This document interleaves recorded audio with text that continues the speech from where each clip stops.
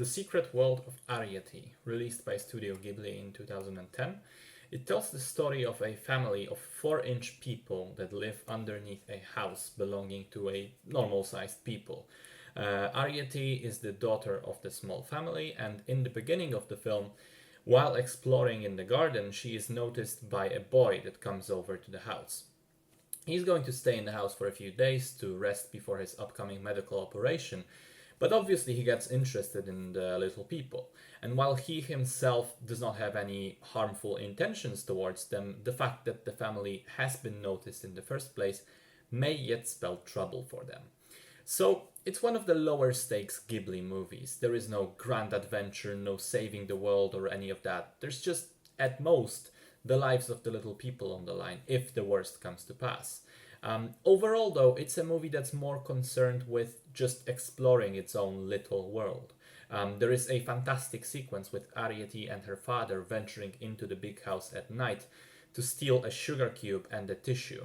Of course, for them, all of the regular objects are giant, so just to see how they interact with them and come up with various ways to get around is incredibly entertaining. In general, it's a movie that has a simple premise, yet manages to get a lot out of it because it's very clever and imaginative about approaching this premise and consistent.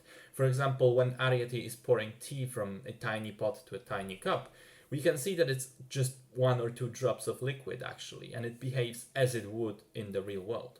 The technical aspects are superb, the animation quality and especially the painted backgrounds, the hand-painted backgrounds are simply gorgeous. I also thought that the sound design was incredible and very noticeably the filmmakers thought about how sounds would behave if you were small.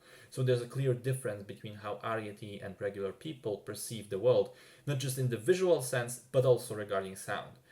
It also takes the story in a direction that is kind of unexpected for Western audiences, I thought. We're used to fairy tales where if you have the pieces on the board that would allow the author to, tie things up at the end, to have an easy, happy, elegant solution, then that's what's going to happen most likely. But Arrietty feels more adult in the way that not everything turns out how we would expect, and more importantly, how we would hope to.